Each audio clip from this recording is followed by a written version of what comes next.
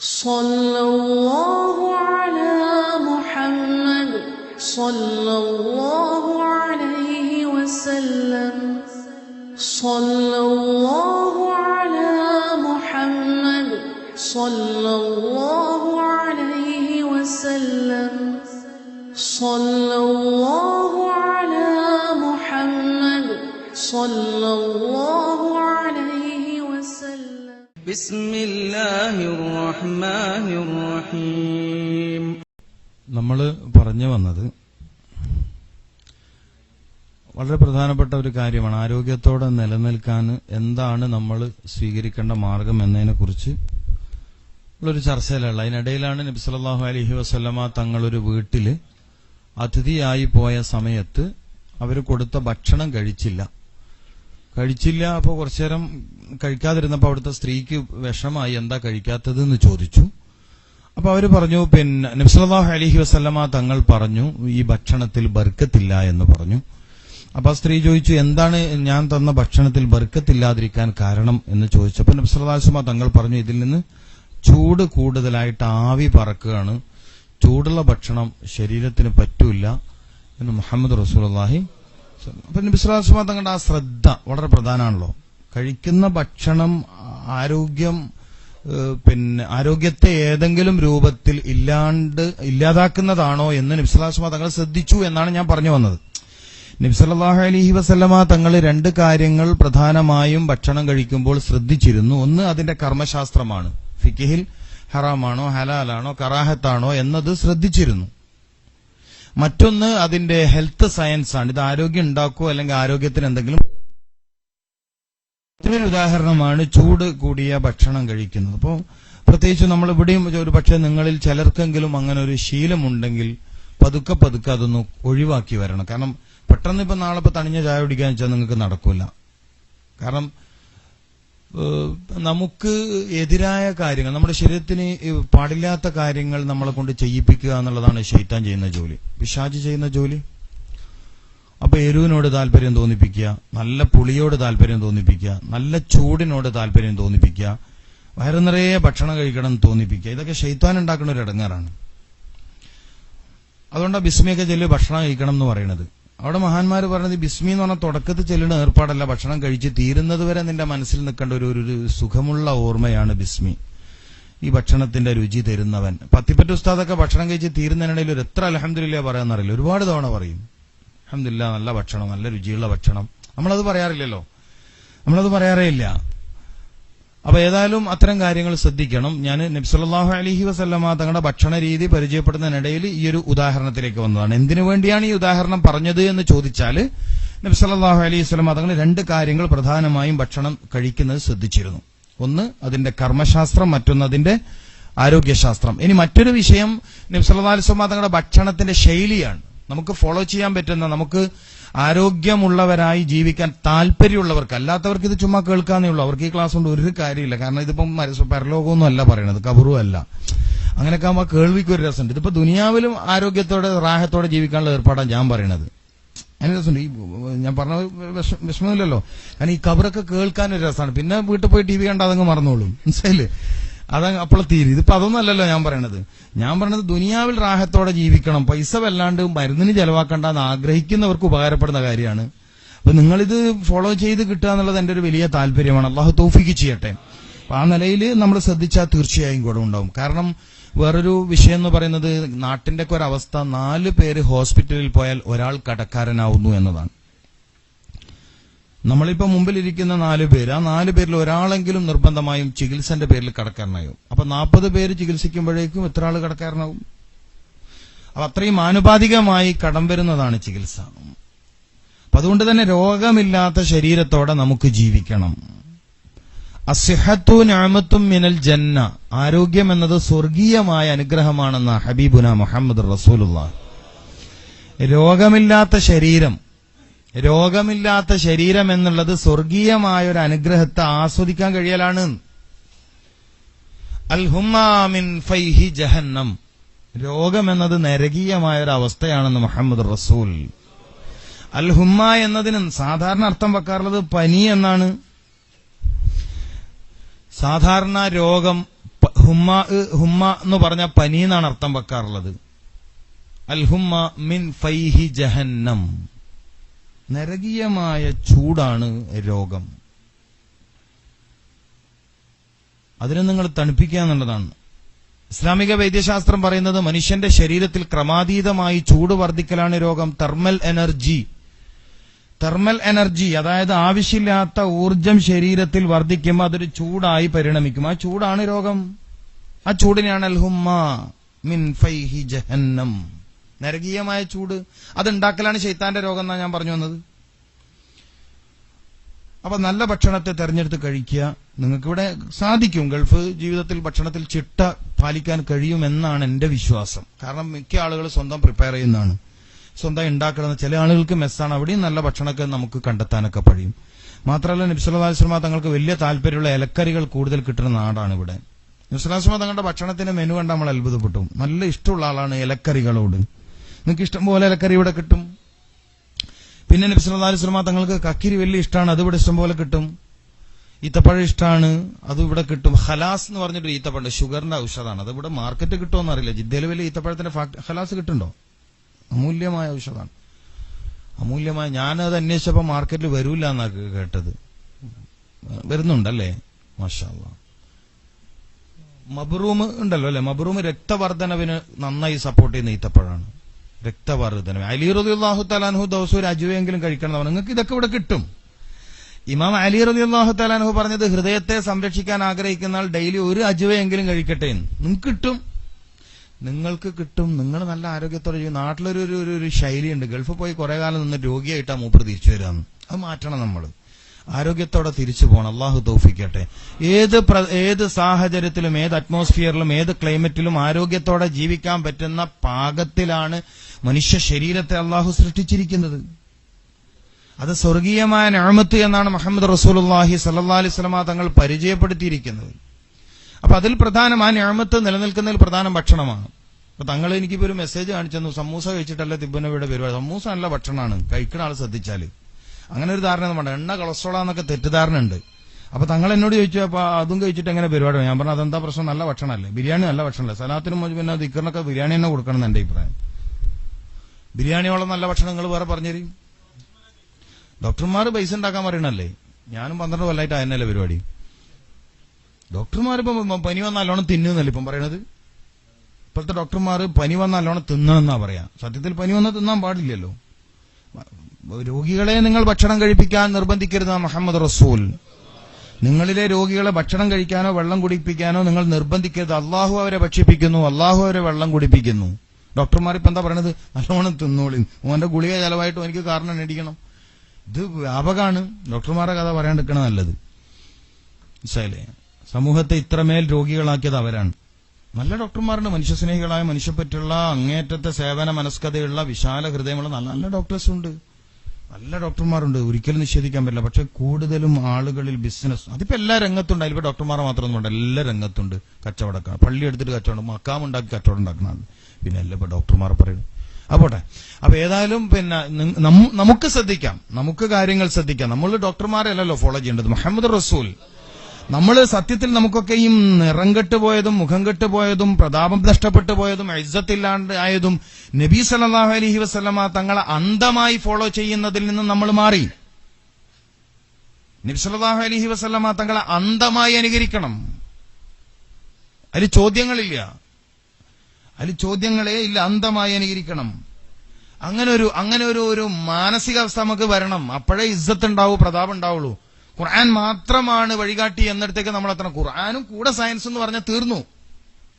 ഖുർആൻ മാത്രമാണ് എന്നിടത്തേക്കുള്ള മെന്റാലിറ്റി വളരണം. ഖുർആൻ മാത്രമാണ് ശരി, ഖുർആൻ മാത്രമാണ് സത്യം, ഖുർആനെ മാത്രമേ ഫോളോ ചെയ്യും, ബാക്കിയൊക്കെയും പഴച്ചതാണെന്ന് പറയുന്നിടത്തേക്ക് നമ്മൾ വരണം. അതിന് നമുക്ക് പറ്റുന്നില്ല. നമ്മൾ പേതിപ്പുറം അപ്പുറമാണ്.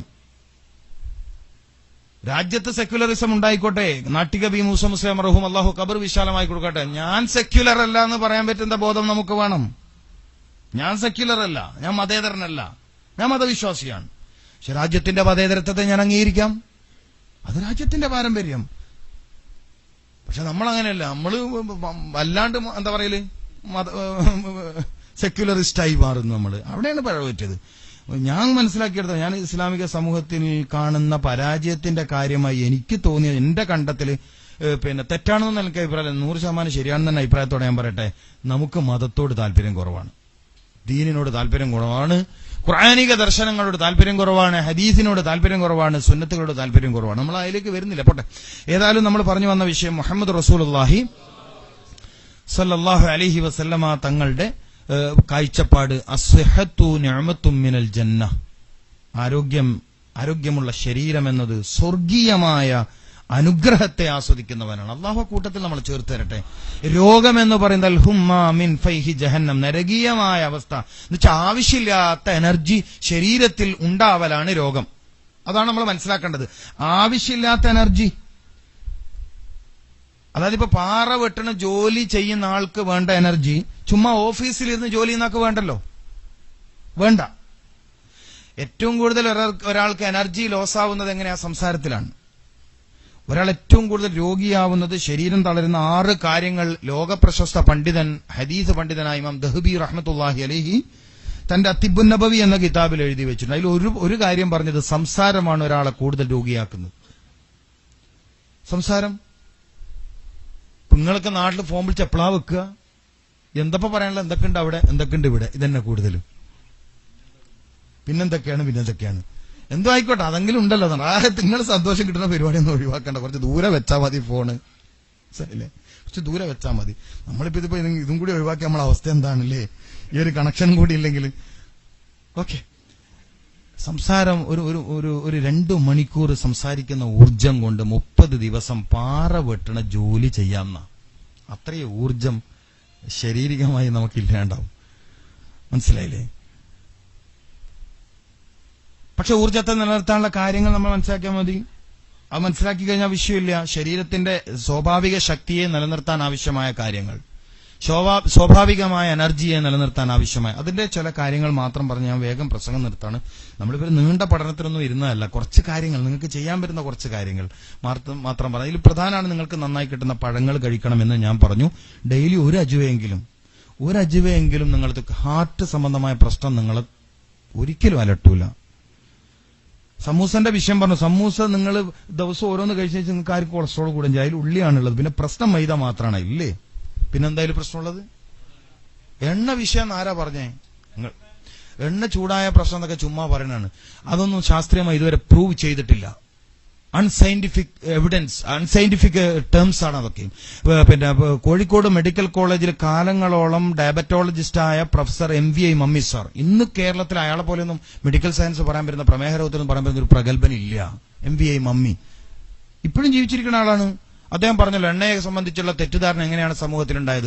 ആഴ്ചയിൽ 2 ദിവസം വിത്തൗട്ട് ഓയിൽ ഫുഡ് കഴിച്ചാൽ മതി. ആഴ്ചയിൽ 2 ദിവസം ശരീരത്തിൽ എണ്ണ ഉള്ളിൽ കടക്കാതിരുന്നാൽ മതി. ആഴ്ചയിൽ 5 ദിവസം എണ്ണയുള്ള ഫുഡ് കഴിക്കാം. ആഴ്ചയിൽ 2 ദിവസം എണ്ണയില്ലാത്ത ഭക്ഷണം ഉള്ളിലേക്ക് കയറാതിരിക്കുന്നതിന് പകരം 2 ദിവസം ശരീരമാസകലം എണ്ണ തേച്ച് കുളിക്കുക എന്നുള്ളതാണ് റസൂലുള്ളാഹി. ഇതിനപ്പുറം വേറെ ആരാ സംസാരിക്കാനുള്ളത്?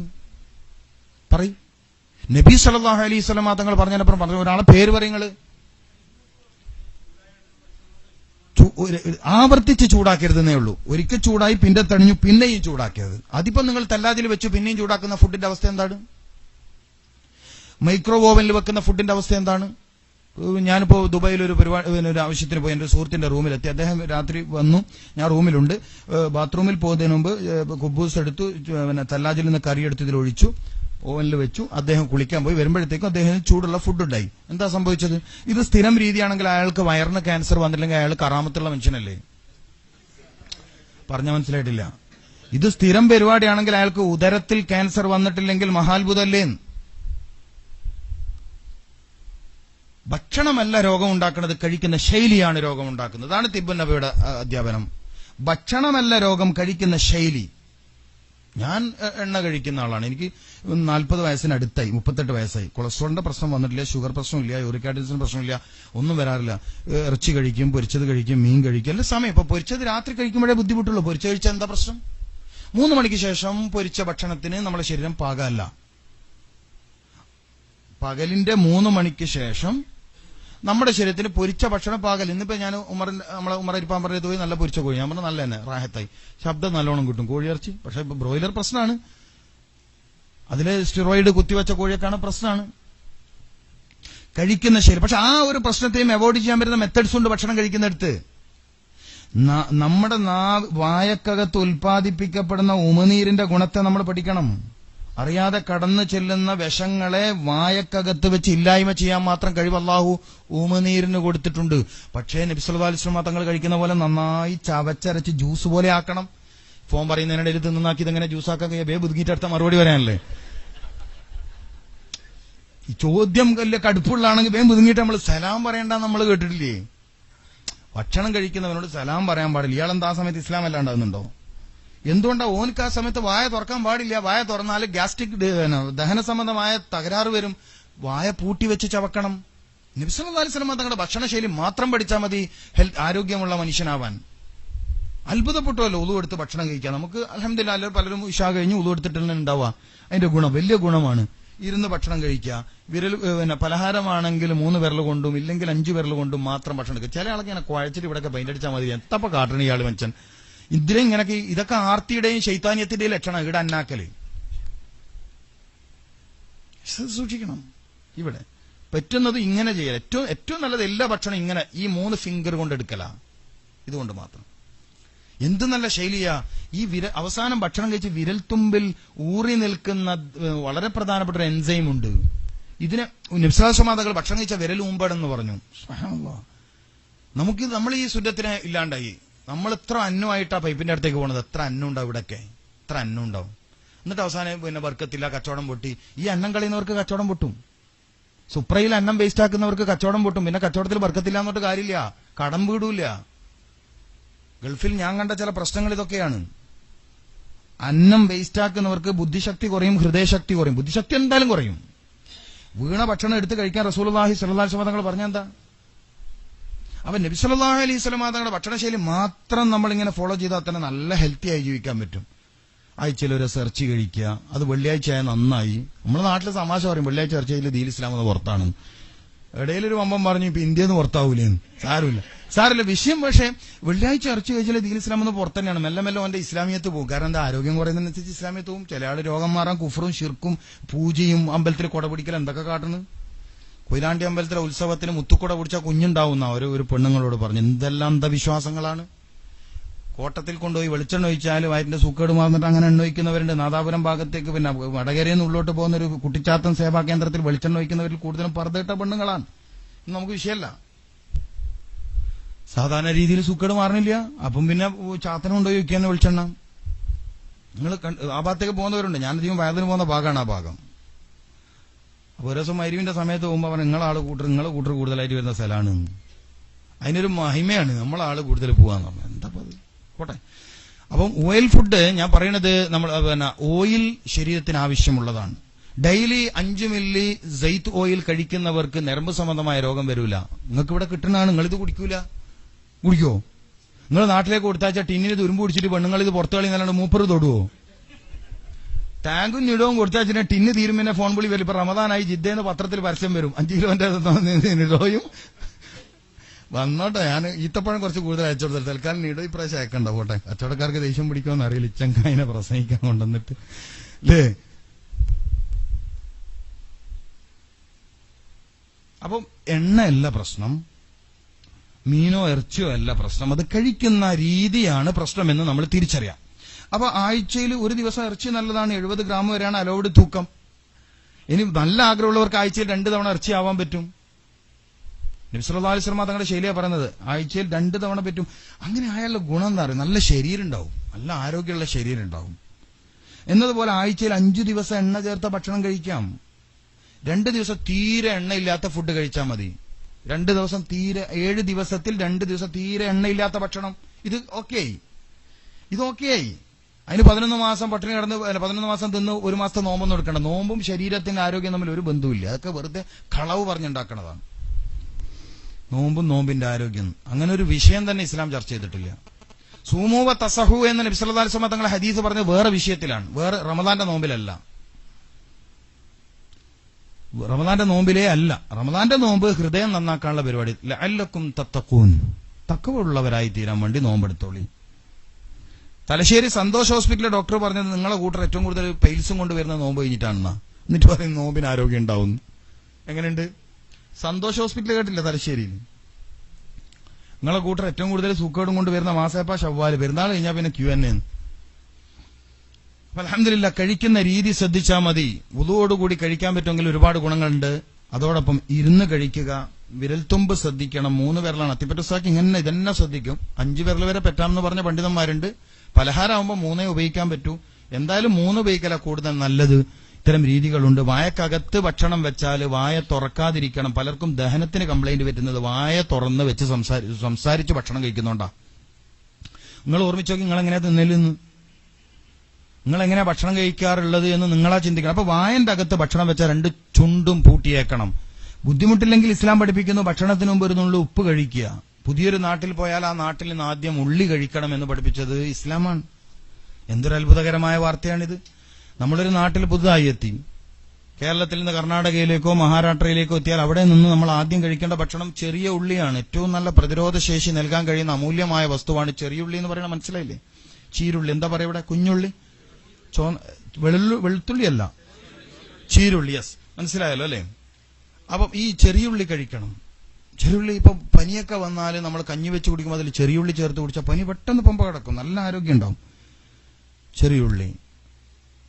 അപ്പൊ ഇത് ആദ്യം ഇത് ചവച്ചരച്ച് കഴിക്കുന്നതാണെങ്കിൽ ആ നാട്ടിലെ വെള്ളം, വായു, ഭക്ഷണം ഒന്നും നമ്മുടെ ശരീരത്തെ അപകടപ്പെടുത്തൂല. ഫുഡ് പോയിസൺ നമുക്ക് വരില്ല. ഇതൊരു പ്രിവെൻഷനാണ്, ഇതൊരു പ്രതിരോധമാണ്.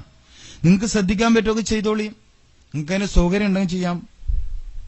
പിന്നെ വളരെ ശ്രദ്ധിക്കേണ്ടതാണ്, വെന്തതും വേവാത്തതും ഒരുമിച്ച് കഴിക്കരുത്. പ്രവാസ ലോകത്ത് ഞാൻ കാണുന്ന ഒരു വലിയ പ്രശ്നം അതാണ്. വെന്തതും വേവാത്തൊക്കെ ഒന്നിച്ചിരിക്കും. ബിരിയാണിന്റെ കൂടെ കച്ചമ്പർ, എന്താണ് പറയാം, സലാഡുകൾ. സലാഡ് നല്ലതാണ്, കൊളസ്ട്രോളിനെ നിയന്ത്രിക്കാൻ നല്ലൊരു ഭക്ഷണമാണ് സലാഡ്. പിന്നെ ചെറിയുള്ളിയും കാരറ്റും കുക്കുംബറും ഇത് 3 കൂടി ചെത്തിയിട്ട് ചെറുനാരങ്ങ പിഴിഞ്ഞ് കുരു കളഞ്ഞിട്ട്, ചെറുനാരങ്ങയുടെ കുരു കളയണം, എന്നിട്ട് പിഴിഞ്ഞ് മിക്സ് ചെയ്തിട്ട് വെന്ത ഭക്ഷണം കഴിക്കുന്നതിന് മുമ്പ് ഇത് കഴിച്ച് തീരണം.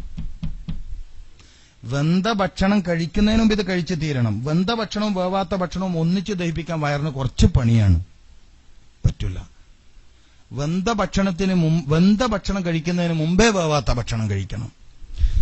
വെന്ത ഭക്ഷണം കഴിക്കുന്നതിന് മുമ്പ് ഫ്രൂട്ട്സ് കഴിക്കണം. ഇതൊക്കെ റസൂലുള്ളാഹിന്റെ സുന്നത്താണ്. സാധാരണ നമ്മൾ ബത്തക്കയോ പൈനാപ്പിളോ പഴമൊക്കെ കഴിക്കുമ്പോൾ നിങ്ങൾ എപ്പോഴാ കഴിക്കേണ്ടത്? വെന്ത ഭക്ഷണം കഴിക്കുന്നതിന് മുമ്പ് കഴിക്കണം. ഓപ്പോസിറ്റ് സൈഡ് അറിയില്ല, നമുക്ക് അറിയാത്തതുകൊണ്ടാണ്. സാരമൊന്നുമില്ല, ഗുണം കിട്ടൂല, ചിലതിന്റെ ദോഷവും വരും. ഇപ്പൊ ചില ആളുകൾക്ക് പെട്ടെന്ന് ഭക്ഷണം കഴിച്ചുകൊണ്ട് ബാത്റൂം പോകുന്നത് വലിയ അപകടമല്ലേ? ഇയാൾക്ക് ഒരുപാട് ഗുണങ്ങൾ കിട്ടൂലല്ലോ.